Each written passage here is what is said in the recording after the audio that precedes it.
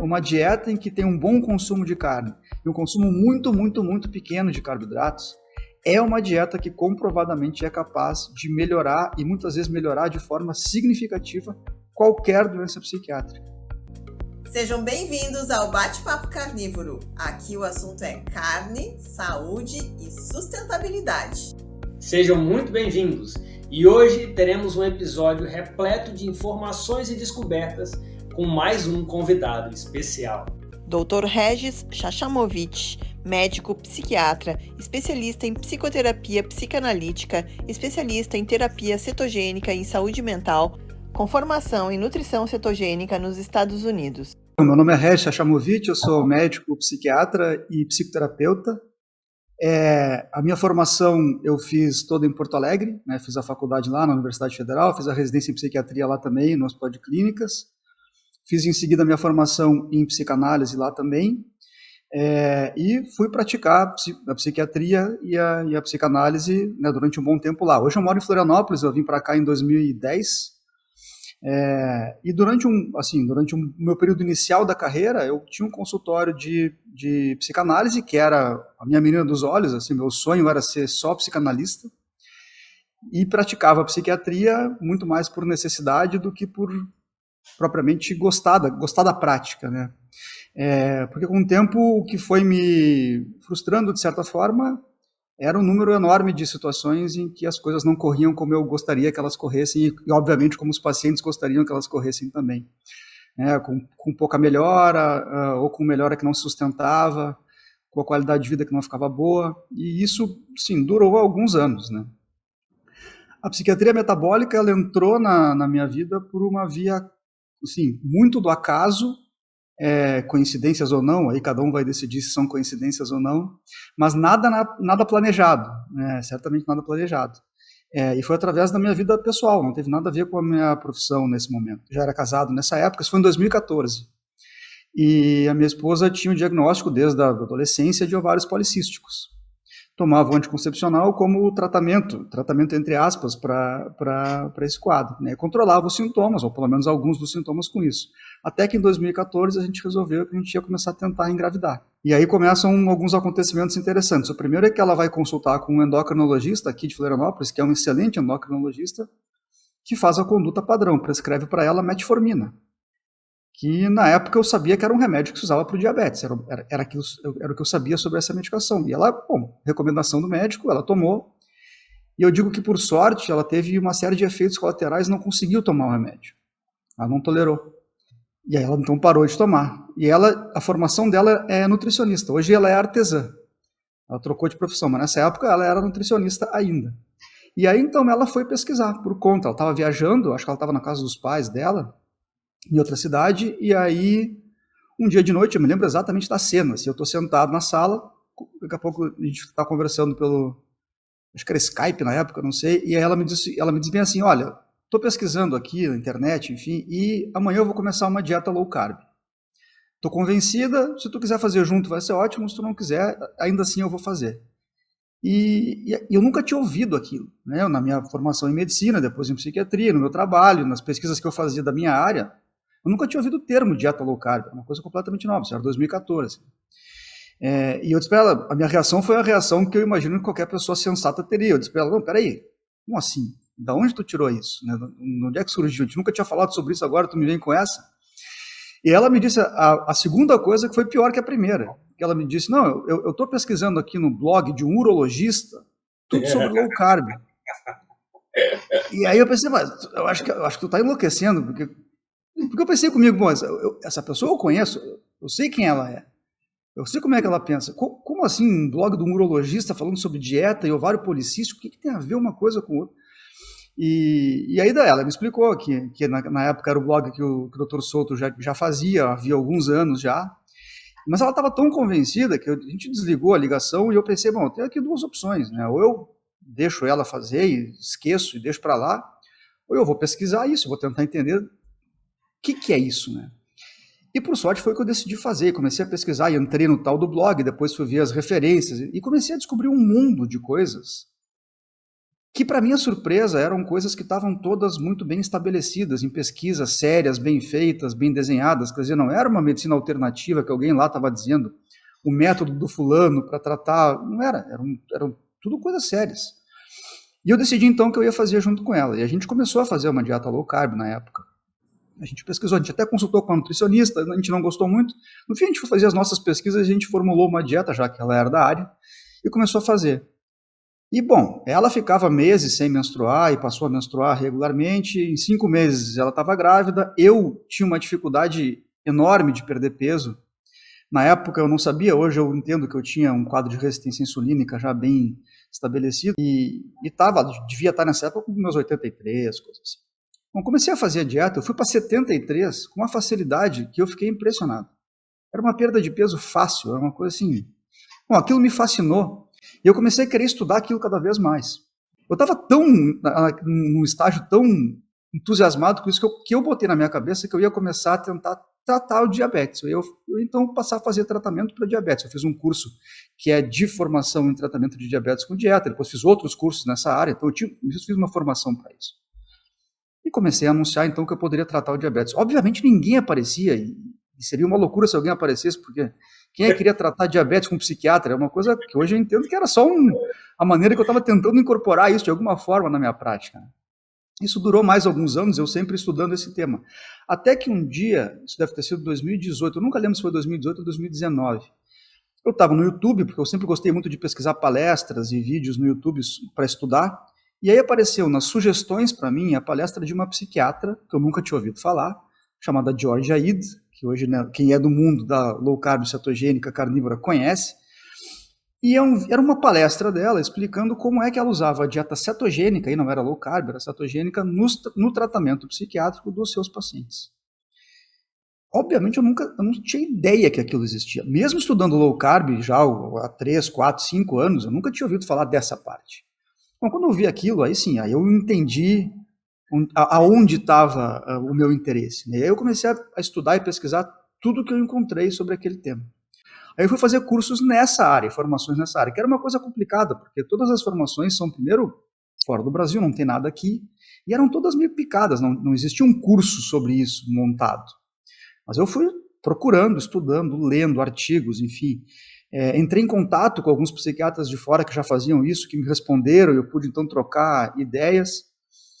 E aí eu pensei, bom, isso aqui é o que eu preciso incorporar na minha prática. Né? Até que em 2020, no começo de 2021, essa psiquiatra, a doutora Georgia Ede, montou um curso de 5 semanas sobre a aplicação da dieta cetogênica em saúde mental especificamente, para profissionais de saúde.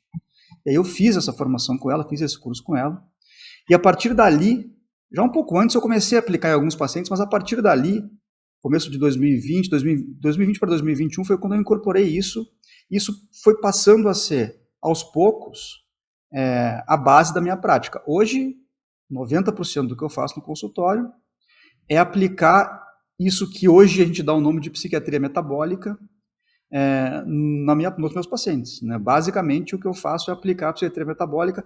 Muito da psiquiatria metabólica tem a ver com a cetogênica, com a terapia cetogênica. Não é a única ferramenta, existem outras. Mas foi assim, a trajetória que me levou até aqui foi por esse caminho. E o que é a psiquiatria metabólica? Na verdade, a gente sabe que existe uma disfunção de metabolismo que leva a determinadas doenças, como é o diabetes, como tu falaste, né, que tu estava estudando. E existe também uma disfunção metabólica para a questão cerebral, né? Então, a psiquiatria metabólica, ela engloba o quê? Esse é um tema bem amplo, assim, né? E tem muita coisa para falar. Bom, vamos começar do começo. A psiquiatria metabólica é como se fosse uma subespecialidade nova na psiquiatria, informal, não é uma coisa que existe, assim, oficialmente. As sociedades de psiquiatria não têm isso reconhecido. Isso, na minha opinião, vai acabar acontecendo inevitavelmente, porque isso vai crescer, né? Já está crescendo, vai crescer cada vez mais. Mas eu sempre falo que isso vem de uma junção de conhecimentos, que de um lado são muito antigos e de outro são mais recentes. O conhecimento antigo diz respeito ao fato de que existe uma associação muito próxima entre doenças que sempre foram ditas doenças metabólicas, por exemplo, diabetes, por exemplo, obesidade, são as duas principais, mas tem outras, doença cardíaca, infarto, AVC. Então, uma associação dessas doenças com doenças psiquiátricas. Então, há muito tempo se sabe, por exemplo, que quem tem diabetes tem muito mais chance de desenvolver depressão, ansiedade, transtorno bipolar, por exemplo. Isso se sabe há décadas, muitas décadas. E o contrário também. Quem tem algum tipo de doença psiquiátrica como essas, tem mais chance de desenvolver diabetes. E vale para obesidade, e vale para infarto, e vale para AVC, e vale para diversas outras doenças que sempre foram consideradas de um tempo para cá doenças metabólicas. É uma associação bidirecional, significa que quem tem uma coisa tem mais chance de ter outra, e o contrário também, quem tem a outra tem mais chance de ter uma. Quando essa associação bidirecional acontece, em geral, isso sugere que existe uma causa em comum, ou pelo menos parte da causa em comum para as duas coisas. Isso explicaria, porque se fosse uma coisa causando a outra, a associação não seria dessa mesma forma. Pelo menos a chance seria menor. Então, essa é a parte do conhecimento antigo. Existe uma relação íntima entre doenças psiquiátricas e doenças metabólicas. A parte mais recente, e ela é mais recente porque também isso envolve métodos de pesquisa mais modernos, exames de imagem funcionais que não existiam até algum tempo atrás. Essa parte do conhecimento diz respeito à seguinte pergunta: o que acontece no funcionamento cerebral de quem tem depressão, ansiedade, transtorno bipolar, esquizofrenia, TDAH, transtorno de ansiedade, toque, enfim, aqui a gente poderia falar de várias outras doenças. Para essa pergunta a gente já tem grande parte da resposta. A gente não tem toda, evidentemente, mas já tem muito mais do que a gente tinha algum tempo atrás. E isso diz respeito a alterações do metabolismo cerebral, por isso psiquiatria metabólica. O metabolismo cerebral está alterado em diversos pontos, em diferentes pontos, nas pessoas que têm algum transtorno psiquiátrico. A maioria dessas alterações metabólicas são comuns a praticamente todos os transtornos psiquiátricos, não são específicas. Então não é que quem tem depressão tem um tipo de alteração, quem tem ansiedade tem outro, quem tem bipolaridade tem outro. São muito parecidas essas alterações. Então, essa é a parte que diz respeito à origem dos quadros psiquiátricos. Então, a ideia, a teoria, a hipótese é que é uma origem metabólica. Por isso, psiquiatria metabólica. Felizmente, existe uma segunda parte dessa área da psiquiatria metabólica que é a proposição de novos tratamentos. Quer dizer, a gente não tem só uma explicação da origem, a gente tem também o que fazer a respeito disso. Essa é a parte boa, né? Que são, então, que a gente fala de intervenções metabólicas, quer dizer, intervenções que têm o objetivo de modular, regular o metabolismo nesses pontos que estão alterados ou desregulados. E aí a gente tem uma série de ferramentas, não é uma só, tem um conjunto. Algumas que não são novas, por exemplo, a gente sabe que a atividade física é benéfica para a saúde mental há muito tempo, né? O que a gente está descobrindo aos poucos são novos mecanismos pelos quais isso acontece. Mas o que eu sempre falo, que eu acho uma coisa importante, é que existem tratamentos que eu chamo de espinha dorsal, quer dizer, é como se fosse o tratamento principal, e tratamentos que a gente vai agregando, que são muito interessantes e efetivos, mas que são como secundários ou coadjuvantes. Bom, no tratamento da espinha dorsal, é onde a terapia cetogênica entra, porque o poder que ela tem de modular e regular essas alterações metabólicas é sem igual. A gente não conhece nada parecido, não existe nenhuma outra intervenção, seja medicamentosa, seja de estilo de vida, que tenha o mesmo poder, ou pelo menos que a gente conheça, né, que tenha o mesmo poder da cetogênica. Então, a terapia cetogênica, ela muito frequentemente faz parte de uma terapia metabólica, no termo de saúde mental, mas nem sempre. Existem alguns quadros que a gente pode aplicar outras intervenções alimentares. A mudança de alimentação é um pilar fundamental. Mas existem situações em que a gente pode fazer outras mudanças alimentares junto com a atividade física, junto com o manejo de controle de estresse, junto com outras intervenções, eventualmente suplementação, por exemplo. Então, a cetogênica é uma super ferramenta, né? Mas ela não é nem a única e nem é usada em 100% das vezes. Mas ela provavelmente é a principal. E, doutor Regis, o tipo de dieta cetogênica que você utiliza hoje, ela é mais baseada em vegetais ou ela tem uma mistura mais baseada em proteínas? Conta um pouquinho pra gente. A minha alimentação, eu não faço, na maior parte do tempo, eu não faço propositalmente uma dieta cetogênica. A minha dieta foi evoluindo com o tempo. No começo, lá, quando comecei a estudar e praticar, ela era uma dieta low carb padrão, sempre com carne, né? Eu sempre fui muito carnívoro, eu gosto de carne. Assim, a maior parte da minha vida eu faço no mínimo um churrasco por semana. Eu gosto de fazer churrasco, a minha casa sempre tem churrasco, 1 ou 2 vezes por semana. Eu sempre comi muita carne.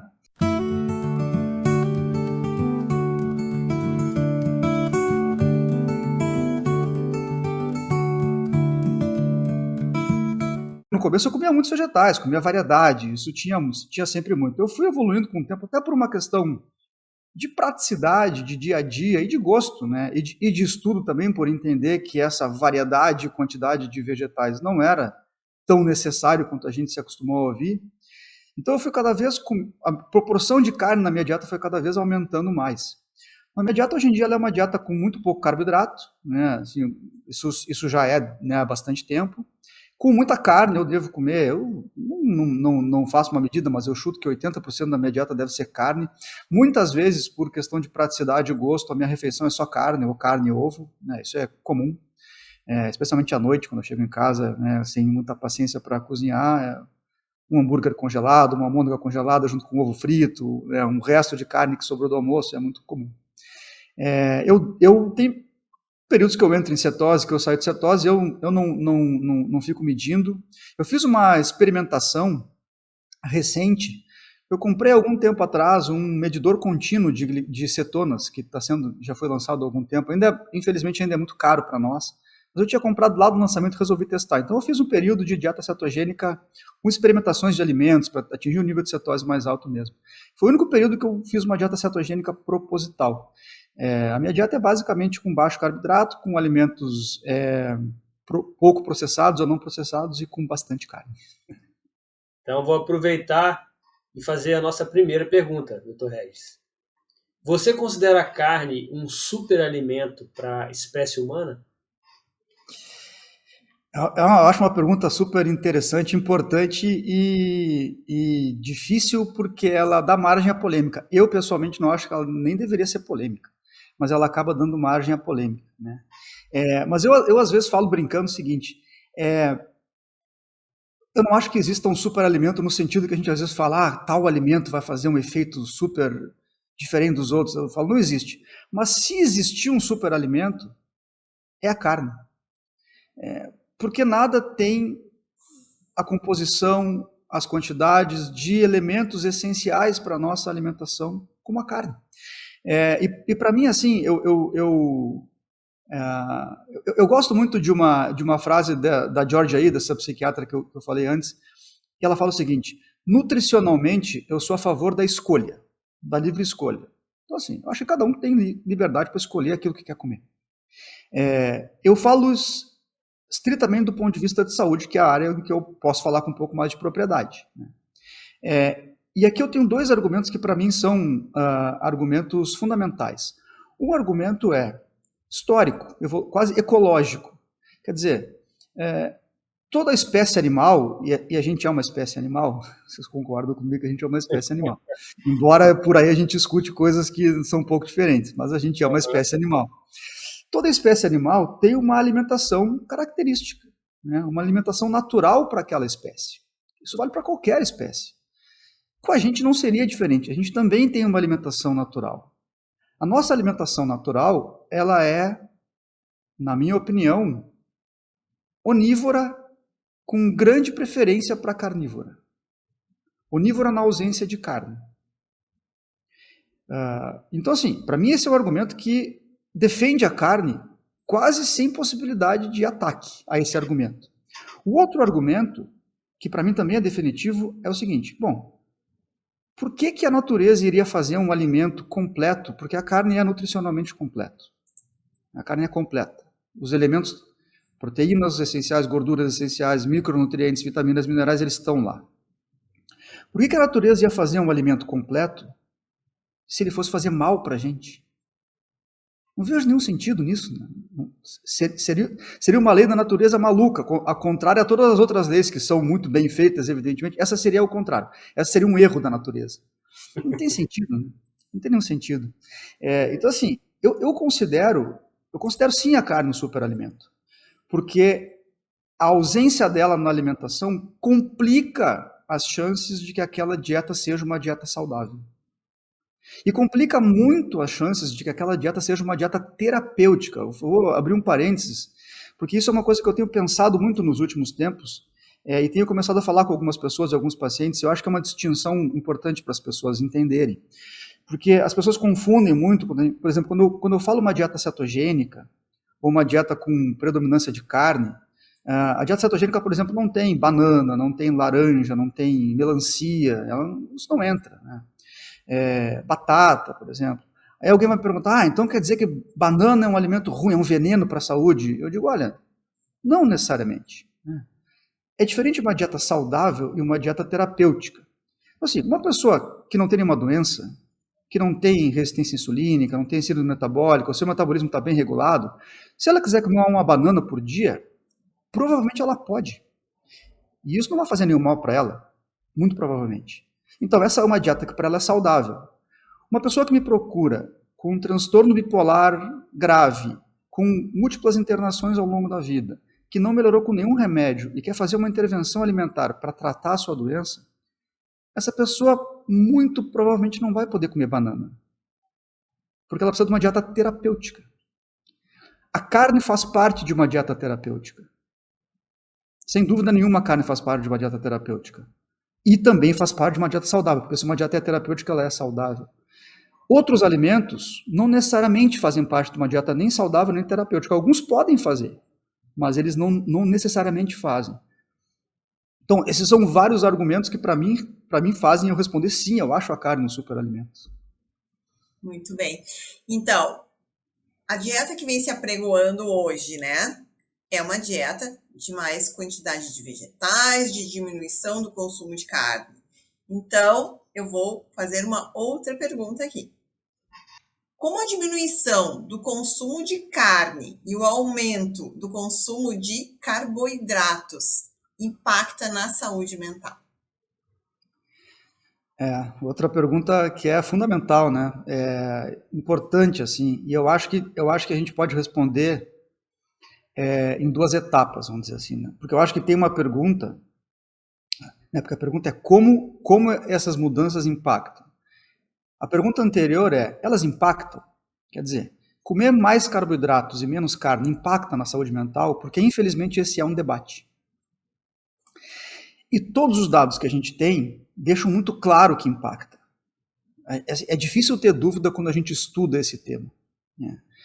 E a resposta não é tão complexa assim. Chegar até essa resposta não é tão complexo assim. É só a gente pegar as curvas de consumo de carne, consumo de carboidratos, especialmente os refinados, e aumento de incidência de doenças psiquiátricas.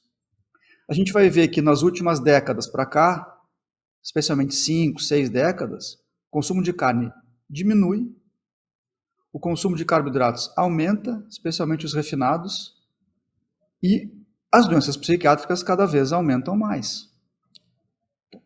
Claramente existe uma associação.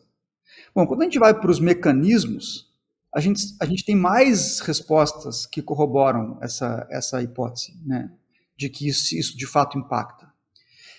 Por quê? Porque os mecanismos alterados, as desregulações metabólicas que estão acontecendo no corpo inteiro e no cérebro de quem tem doenças psiquiátricas são ou ocasionados ou piorados pelo alto consumo de carboidratos e não tem nenhum impacto negativo e podem ter impactos positivos pelo consumo da carne.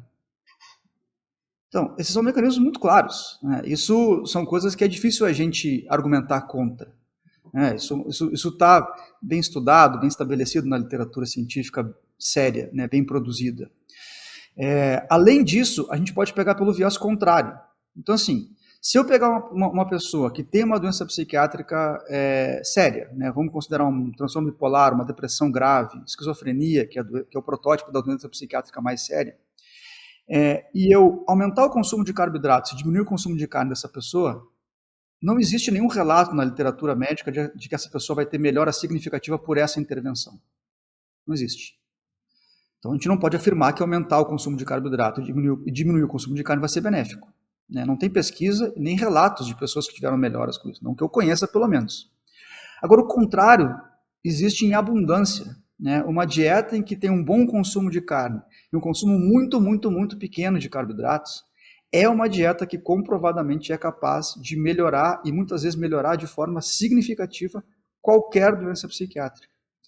Então, de novo, são vários argumentos que primeiro respondem que sim, essa associação existe e os mecanismos são isso provoca desregulações do metabolismo do corpo inteiro, porque isso não vale só para doença psiquiátrica, isso vale para diabetes, vale para obesidade, vale para ovário policístico, vale para demência, vale para doença cardíaca, vale para AVC, vale para câncer, vale para uma série de coisas. Então, isso provoca desregulações do metabolismo que aumenta muito a incidência dessas doenças, inclusive as doenças psiquiátricas. Eu gosto muito de uma frase do Dr. Chris Palmer, que ele diz que saúde metabólica e doença mental andam juntas. E a gente vê isso muito claramente na prática. Quem trabalha com isso vê isso, assim, é o dia a dia, né? Eu muitas vezes falo com os pacientes sobre isso, né? Por exemplo, alguém chega, é um caso assim, vou fazer um caso hipotético, mas que reflete casos muito comuns, né? Alguém chega com um quadro de um estado depressivo que vem se arrastando há tempo, essa pessoa faz o tratamento, toma os remédios, né, faz uma boa terapia, melhora um pouco, depois piora, nunca tem uma melhora assim completa, nunca fica bem. Vai melhorando e piorando ao longo de anos. E aí então chega para fazer uma avaliação. Bom, eu solicito, avalio a pessoa, o histórico, claro, solicito os exames e ali tem um quadro de resistência insulínica. Então, a insulina vai estar alta, os triglicerídeos vão estar altos, o HDL está lá embaixo, a ferritina está alta, enfim, uma série de outras coisas, né? O TGP, exame de função hepática está alto, enfim, quadro de resistência insulínica bem estabelecido, que é uma disfunção metabólica muito comum e muito associada com quadros psiquiátricos, depressão inclusive, mas não só, né? Vários outros. Eu muitas vezes falo para essa pessoa, um dos grandes objetivos do nosso tratamento aqui tem que ser reverter a tua alteração metabólica. Reverter significa fazer com que ela não se manifeste mais. Normalizar os exames, reverter. Bom, eu nunca vi alguém ter uma alteração metabólica dessa natureza, resistência insulínica, síndrome metabólica, reverter essa alteração metabólica e não melhorar de forma significativa do quadro psiquiátrico. Isso não acontece. Por quê? Justamente por isso. Saúde metabólica e saúde mental estão ligadas. Saúde mental é saúde metabólica também. Então, quando a gente regula o metabolismo que está desregulado, a gente melhora a saúde mental. Se a gente faz isso de maneira mais potente, a gente pode melhorar muito a saúde mental, a ponto de colocar doenças psiquiátricas em remissão também com essas mesmas estratégias. A saúde é uma só, né? Não tem uma saúde mental e outra saúde do corpo. A saúde do corpo, o funcionamento, acaba que tudo funciona, tudo ao mesmo tempo agora, tudo junto, né? Aproveitar para fazer a nossa terceira pergunta. Sabemos que dietas que promovem o estado de cetose podem auxiliar na melhora da disfunção mitocondrial. Como isso ocorre?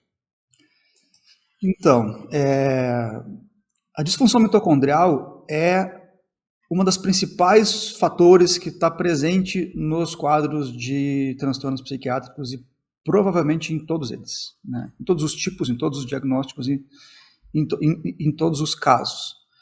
Disfunção mitocondrial. As mitocôndrias não estão funcionando como elas deveriam funcionar. A mitocôndria é uma organela, quer dizer, um pedacinho de dentro da célula, uma parte da célula no seu interior, que tem dezenas de funções, né? A mais conhecida é ser o lugar onde a energia é produzida, mas tem várias outras funções que não só essa. E a saúde mitocondrial, quer dizer, as mitocôndrias funcionando bem, isso é um pré-requisito para que a saúde esteja boa, para que o metabolismo esteja bom. O cérebro é uma região que particularmente tem um número altíssimo de mitocôndrias comparado com outras partes do corpo. Existem algumas regiões que têm muitas mitocôndrias, em quantidade o cérebro é uma delas. Porque o cérebro depende muito de energia, né? Eu sempre falo um dado que ajuda as pessoas a entenderem isso. O cérebro representa 2% do peso total do corpo, mas ele consome 20% de toda a energia produzida no organismo. Então, o cérebro é um órgão altamente demandante de energia, e qualquer flutuação nos níveis de energia impactam de forma significativa o funcionamento cerebral. Então, se eu tenho o lugar onde a energia é produzida e esse lugar não está funcionando bem, é fácil entender porque o cérebro em geral não vai funcionar bem e isso tem impacto, inclusive, nas doenças psiquiátricas. Então, regular o funcionamento das mitocôndrias é um passo importantíssimo no tratamento, ou deveria ser um passo importantíssimo no tratamento de qualquer doença psiquiátrica, pelo menos um tratamento que tenha o objetivo de ter um impacto significativo. O que faz as mitocôndrias melhorarem o seu funcionamento? Várias coisas, né? Não é uma só. Agora, de novo, existem coisas que fazem isso de uma forma muito potente e o impacto é muito grande. Existem coisas que fazem isso de uma maneira muito interessante, mas que sozinhas não vão ter um poder de efeito tão grande assim. Então, por exemplo, atividade física melhora o funcionamento mitocondrial, isso a gente sabe, né? É verdade. A atividade física é uma super ferramenta. Quais são os remédios que melhoram de forma significativa a função mitocondrial cerebral? Não existem. Infelizmente não tem. Não tem uma pílula que eu vou tomar e vai resolver esse problema. Se tivesse seria ótimo, mas não tem e muito provavelmente não vai ter, porque os mecanismos são muito mais complexos do que um remédio é capaz de atingir um alvo específico, né? Não tem. Felizmente, a gente tem intervenções que têm um poder muito grande. O estado de cetose nutricional é um deles e provavelmente é o mais potente. Cetose nutricional então, quando a gente faz uma terapia, uma dieta cetogênica, o objetivo dessa terapia é colocar o corpo em estado de cetose nutricional. Bem resumidamente, o estado de cetose é o estado no qual o organismo está produzindo uma quantidade significativa de corpos cetônicos. Corpos cetônicos são substâncias produzidas no fígado a partir do metabolismo das gorduras. E tem algumas condições para isso acontecer. É o que a dieta cetogênica promove, são essas condições. Que são estados de insulina baixa, por isso carboidrato muito baixo na dieta cetogênica, e uma oferta de gordura significativa, por isso a quantidade de gordura é razoável, não é enorme, mas ela é uma boa quantidade de gordura. Bom, esse é o estado de cetose nutricional. Esse é o estado terapêutico. Estar em cetose é um tratamento potente para disfunções mitocondriais. O estado de cetose faz uma série de efeitos. Um deles é promover a formação de novas mitocôndrias. Então as células vão fabricando novas mitocôndrias para aumentar a quantidade de mitocôndrias, que é muito bem-vindo. A célula vai reparando mitocôndrias que estão defeituosas. Então o corpo vai se livrando de mitocôndrias que estão com defeito e produzindo novas mitocôndrias que estão funcionando bem. Esses são os dois principais mecanismos pelos quais isso acontece. E essa melhora da função mitocondrial se traduz em melhora do estado psíquico e se traduz em melhora dos quadros psiquiátricos. Não é o único mecanismo pelo qual a terapia cetogênica funciona, tem diversos outros, mas esse é, se não o principal, um dos principais, com certeza, a melhora da função mitocondrial. E o estado de cetose faz isso, assim como o jejum também faz. O jejum é uma ferramenta muito potente para melhorar a função mitocondrial, entre outras coisas, melhorar outras coisas também. E a dieta cetogênica, ela historicamente foi criada, ela foi manipulada, vamos dizer assim, pela primeira vez, justamente como uma forma de imitar o estado metabólico provocado pelo jejum. Então a gente já sabe que o jejum altera para melhor, de forma significativa, a função mitocondrial, e a cetogênica faz isso da mesma maneira. Então, assim, estar em estado de cetose melhora a função mitocondrial por diferentes mecanismos, e essa melhora, junto com outros mecanismos, se traduz num potentíssimo, numa intervenção extremamente potente no tratamento de transtornos psiquiátricos, como de resto de outros transtornos físicos também. A gente poderia falar em diabetes, né, reversão e remissão de diabetes, obesidade, enfim, uma série de outras coisas. Mas especificamente na psiquiatria, essa é a ferramenta mais potente que a gente conhece para fazer essas alterações que a gente quer. E, Dr. Regis, a desordem metabólica, ela pode influenciar em diversas doenças, correto? E poderia citar quais são as principais?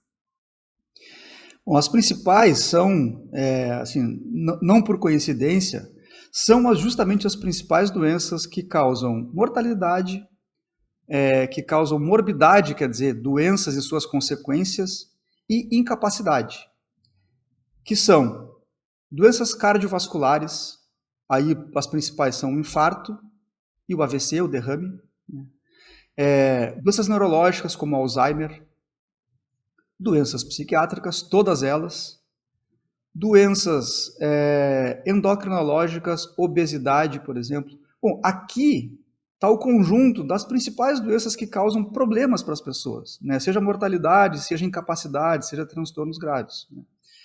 Doenças neurológicas, doenças cardiovasculares, vários tipos de câncer, eu esqueci de falar, também estão nessa lista. Então, assim, é uma lista de doenças que são as principais doenças da modernidade, são as doenças mais prevalentes, são as que mais causam impacto no dia a dia, seja na saúde das pessoas, seja na qualidade de vida, seja inclusive impacto econômico, né, individual ou coletivo. Muito bom. E eu queria que o senhor falasse um pouquinho sobre a depressão, porque cada vez mais as pessoas estão tendo diagnóstico de depressão, né? A gente sabe que existe 2 tipos de depressão, né? Que existe uma depressão que ocorre por um estresse emocional, mas também existe a depressão maior, né? E a gente sabe que muitas pessoas são diagnosticadas com isso. Primeiro, assim, depressão é a doença psiquiátrica mais prevalente, ali páreo duro junto com a ansiedade, né? E são condições que podem ter diversas causas, que as circunstâncias podem ser diferentes, né? E eu acho que isso é muito importante quando a gente fala em diagnóstico, né? E aqui eu acho que vou fazer um outro parênteses curto que eu acho importante, porque eu falo muito sobre isso com meus pacientes. Eu considero hoje em dia, isso é uma opinião minha e a maneira como eu entendo a psiquiatria, que existem 2 tipos de diagnóstico que a gente tem que fazer trabalhando com os pacientes. Um diagnóstico é o diagnóstico fenomenológico, que são os nomes, né? Depressão, ansiedade, transtorno bipolar, são os nomes que a gente dá para aquilo. Que são importantes, é importante a gente saber reconhecer, é importante a gente saber categorizar, mas eles não respondem uma pergunta que para mim é fundamental, que é a seguinte: o que está acontecendo no organismo dessa pessoa que esses sintomas estão sendo produzidos? Então aí vem o outro diagnóstico que eu sempre procuro fazer e considero, que não tem um nome, mas que eu chamo de diagnóstico metabólico, que é justamente isso. Quer dizer, existem desregulações do funcionamento do organismo dessa pessoa que estão provocando esses sintomas, ou que estão na origem desses sintomas. Então, por exemplo, alguém pode ter uma tragédia familiar, e então essa pessoa vai ficar desanimada, sem vontade de fazer as coisas, querendo ficar mais isolada, sem querer encontrar os amigos, sem vontade de se alimentar, com sono ruim. A gente pode fazer um diagnóstico de um quadro depressivo para essa pessoa de acordo com os critérios formais. Mas isso é uma depressão circunstancial, ela foi provocada por aquelas circunstâncias. O que é muito comum, isso é comum, mas o que é muito comum também são quadros depressivos que não estão relacionados com as circunstâncias.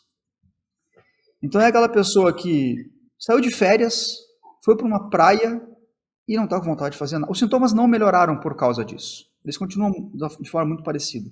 Isso é arrastado, isso dura tempo, isso melhora pouco com o tratamento.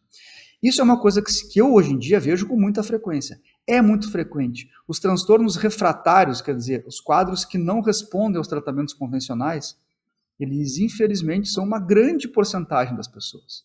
Vale para depressão, vale para ansiedade, vale para bipolaridade, vale para esquizofrenia, para algumas doenças mais, para outras menos. Mas é sempre um número alto. A refratariedade é sempre um número alto. Então, essas pessoas, e são pessoas que fazem o tratamento corretamente, consultam com bons médicos, consultam com bons terapeutas, seguem as orientações, não é por não fazerem isso que elas não melhoram. Elas não melhoram apesar de fazer tudo isso. Quer dizer, elas não melhoram porque aquele tratamento que foi prescrito não está sendo suficiente. Isso acontece em um número enorme de pessoas.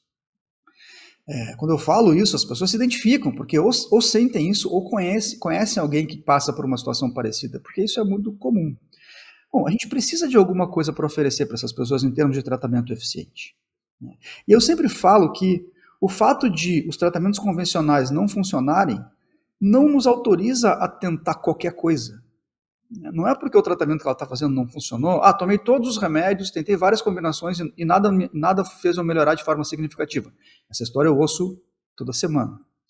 Isso não me autoriza a dizer, vamos tentar qualquer coisa então, toma aqui 35 suplementos e tenta fazer uma caminhada por dia e vamos ver se isso melhora. Não, a gente tem uma coisa séria para oferecer para essa pessoa, uma coisa que tem um embasamento.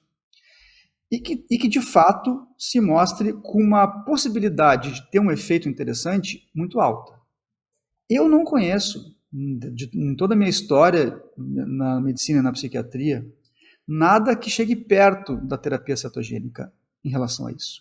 O poder de efeito, o poder de mudança da trajetória das doenças psiquiátricas que a cetogênica tem, não é comparável com nada que a gente tem.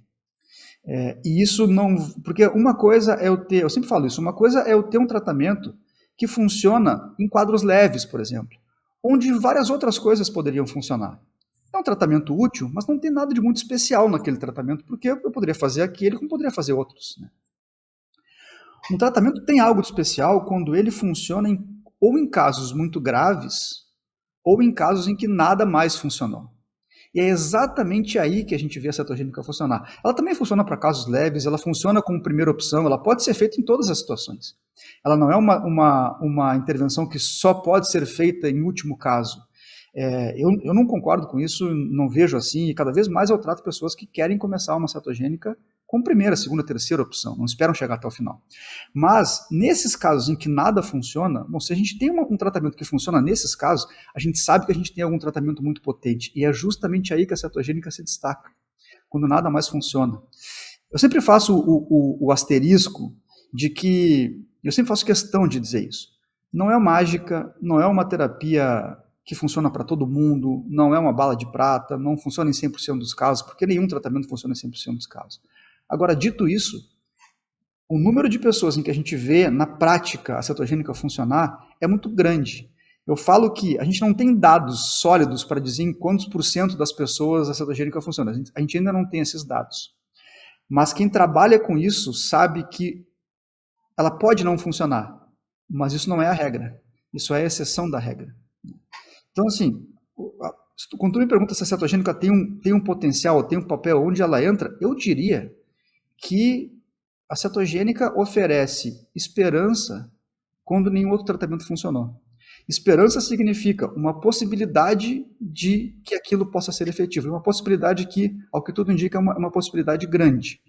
Não é uma garantia, não é uma promessa, mas é algo que vale a pena a pessoa testar, porque ela pode ter algo diferente aí. Então, na minha experiência, e cada vez mais os estudos estão saindo e estão corroborando isso também, o tamanho de efeito que a cetogênica tem não é comparável com nenhuma outra intervenção, pelo menos que eu conheça, ou que esteja publicada na literatura médica.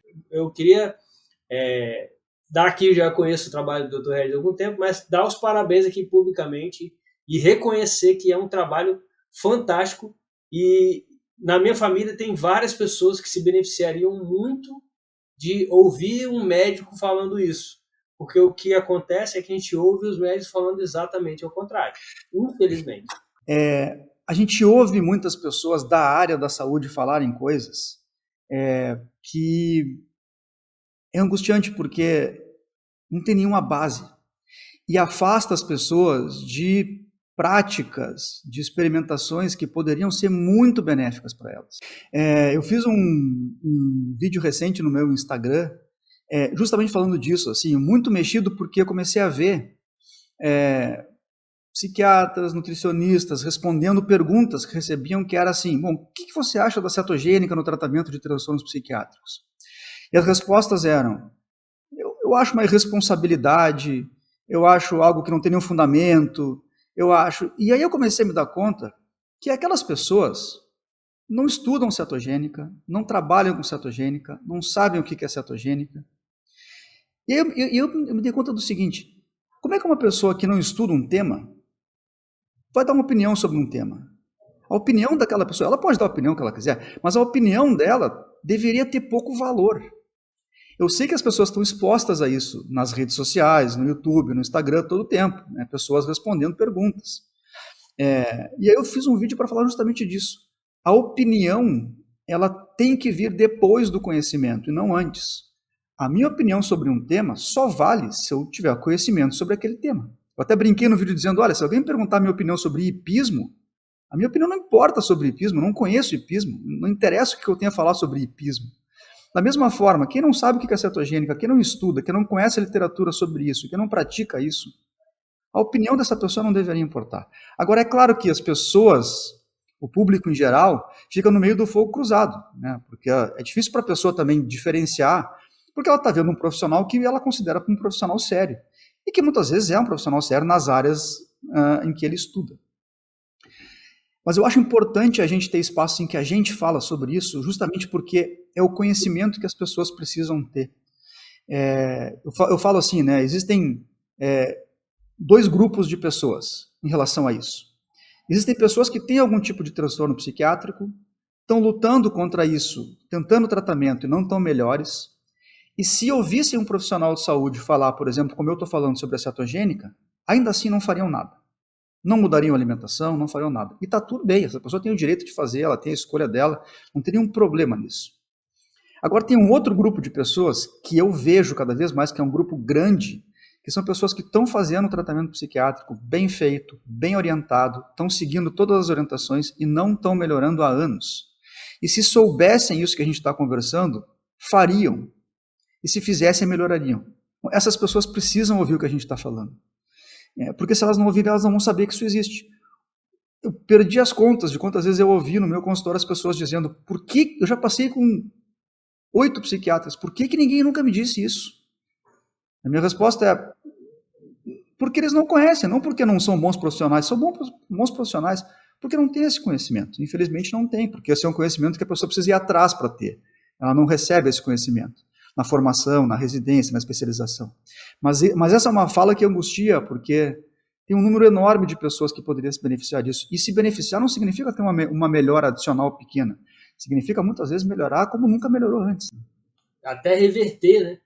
Até reverter, muitas vezes até reverter, é verdade. Para finalizar, doutor Regis, eu queria que o senhor fizesse uma abordagem sobre a questão do TDAH, que a gente não teve muito tempo para falar nessa live, mas a gente sabe que existe quase que uma pandemia, pode-se dizer assim, ou uma epidemia, né? Os nossos jovens estão sendo diagnosticados com TDAH.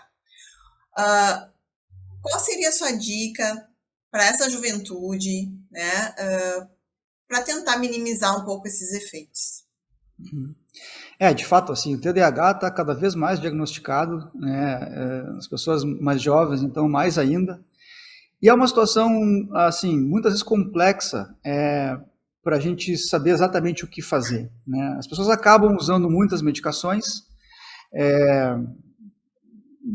Não sou contra o remédio, acho que o remédio é uma ferramenta, como são outras. Acho que não é a única, acho que pode ser usado, mas eu não acho que tem que ser usado de forma indiscriminada, nem acho que é a principal intervenção, pelo menos em muitos casos, né? Não precisaria ser. Mas tem algumas coisas que podem ajudar, e às vezes ajudar bastante, dependendo de cada pessoa, né? Claro que muito disso eu vou falar sobre alimentação, né? Porque grande parte da minha prática é, de fato, a alimentação modula o funcionamento do corpo e o funcionamento do cérebro, né? Aqui tem várias coisas, desde as mais simples até as um pouco mais complexas. A mais complexa, no sentido de que precisa ser feito com acompanhamento, e não é uma dica para a pessoa fazer no dia a dia, é, de fato, uma dieta cetogênica terapêutica, que é muito interessante para o TDAH, mas é algo que, numa idade mais nova, tem um desafio adicional, né, de uma vida social, de uma fase de experimentações, enfim. Então, não vou falar sobre cetogênica para isso, embora seja uma ferramenta possível. Das coisas mais simples, eu diria assim, vale para o TDAH como eu acho que vale para tudo. Eu acho que todo mundo merece saber como vai se sentir ficando algum tempo sem consumir glúten. Eu acho que todo mundo deveria fazer essa experimentação. Não estou aqui dizendo que glúten é um veneno para todo mundo e todo mundo tem que ser banido, não é isso. Mas eu acho que todo mundo merece saber, porque é uma intervenção extremamente simples de ser feita, né? Durante 3, 4 semanas, eliminar o glúten da dieta. Isso, em alguns casos, já pode fazer uma diferença bastante interessante. Outra dica de alimentação que eu vejo que pode ser muito útil também é reservar os carboidratos para serem comidos à noite.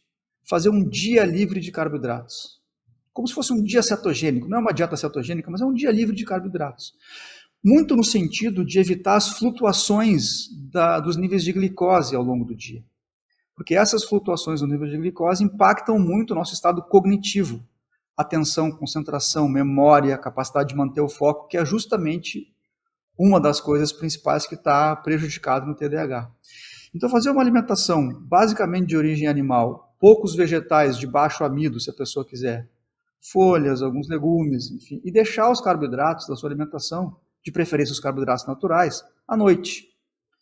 quer comer um pouco de arroz e feijão, quer comer batata, quer comer uma fruta de sobremesa à noite. Já é uma intervenção que pode ser bastante interessante, do ponto de vista de alimentação. Bom, se a pessoa come pouca proteína e pouca gordura, gordura saudável, que é a gordura que existe, eu falo brincando, a gordura saudável é aquela que existe. A gordura da carne existe, a gordura da manteiga existe, a gordura do ovo existe. Se eu pegar um punhado de azeitona na minha mão e espremer, sai gordura. Então, o azeite de oliva existe. Se eu pegar um monte de semente de girassol e espremer, não acontece nada. Então, o óleo de milho, o óleo de soja, o óleo de girassol, o óleo de canola, isso não existe. Isso é gordura que não faz bem. Mas se a pessoa consome pouca proteína e pouca gordura, pouca carne, pouco ovo, certamente aumentar isso pode ser benéfico. Isso do ponto de vista alimentar. Bom, do ponto de vista do dia a dia, de hábitos, nós vamos ter o nosso celular, que é um grande desafio, né? Porque eu falo que tem coisas que é simples de falar, difíceis de fazer, né? Então, o mundo ideal é ficar pouco no telefone, é largar o telefone à noite, não acessar. A gente sabe que isso é uma utopia, né? Mas regular minimamente isso, no sentido de não fazer várias coisas ao mesmo tempo no computador ou no celular, quer dizer, eleger uma coisa e fazer aquilo. Desabilitar notificações, por exemplo, é uma coisa interessante, né? Porque se eu sou bombardeado com uma notificação, a minha atenção já foi para ali, eu já perdi, né? Então, não ser incomodado por notificações, fazer pausas. Então, eu estou no computador, estou trabalhando no computador, a cada uma hora e pouco, eu vou fazer uma pausa ali de 10 minutos, onde eu fecho o computador, eu vou olhar para a rua, eu vou tomar uma água, eu não vou abrir um YouTube, né? Eu não vou fazer uma pausa no computador, eu vou fazer outra coisa que vai contrabalançar aquele estímulo. São várias pequenas coisas que implementadas podem muitas vezes fazer uma grande diferença. Diminuir essa hiperatividade, né? Porque é uma característica bem marcante.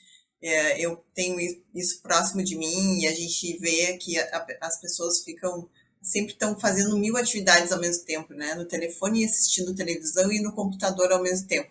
Então é uma loucura isso, né? A gente tem a ilusão de que a gente consegue dar conta disso, e de fato a gente por algum tempo consegue. Mas a gente primeiro não faz nada bem feito quando a gente está fazendo várias coisas ao mesmo tempo, e depois isso, com o tempo, vai bombardeando o nosso cérebro, e chega uma hora que a máquina pifa, a máquina pede água, literalmente. A gente não consegue suportar isso, o cérebro não foi feito para isso. Mas a gente mantém a ilusão de que a gente consegue. Então eu fico fazendo 3, 4 coisas ao mesmo tempo, porque eu acho que eu dou conta. Na verdade, isso é uma ilusão. Olha aí, pessoal. Então fica a dica aí, principalmente aí para quem tem filho adolescente, né? E que tá enxergando essa dificuldade nos adolescentes e nas crianças, né? Quem sabe aumenta aí o consumo de carne, diminui o carboidrato, passa o carboidrato para a noite, né? E então retirar o glúten, né, doutor? Então, onde que a gente consegue encontrar o trabalho do Dr. Regis Chachamovic? Rapaz, é muito CH no nome só, né? Hein? 3 CH no nome. É raro ter 3 CH no nome só. Então, no Instagram, @psiquiatria metabólica. No YouTube também é Psiquiatria Metabólica. E também tem o site www.psiquiatriametabolica.com.br. Vamos encerrando aqui. Agradecemos a sua presença imensamente no nosso programa. Informações riquíssimas aqui, né, Cobra? Demais. Muito obrigado. Tinha muito tempo que eu queria ter essa conversa. Admiro muito o trabalho. É um trabalho praticamente único, né, digamos assim. É difícil a gente achar um outro profissional que faça esse trabalho, aqui no Brasil, pelo menos. É inovador, né? Está abrindo aí caminho para mais gente vir atrás. É bem bacana. E eu tenho certeza, não tenho um pingo de dúvida, de que funciona muito, né? Como eu falei mais cedo, a gente vê isso em dias de intervenção. Imagina uma intervenção bem feita, com critério e com propósito, com estudo. Então, realmente é digno de palmas o seu trabalho, e eu queria agradecer por você ter aceitado o nosso convite. Bom, muito obrigado. A gente está há tempos para fazer esse bate-papo, né? Eu acompanho o trabalho de vocês, acho um trabalho importantíssimo que vocês fazem. A divulgação de conteúdo de qualidade, informação que é importante que as pessoas tenham. Considero que a gente está na mesma trincheira, trabalhando junto. Então, assim, pô, super prazer conversar com vocês. A gente teria assunto para ficar mais 1h30 tranquilamente, mas acho que deu um bom bate-papo. Muito obrigado, gente. Muito obrigada, doutor.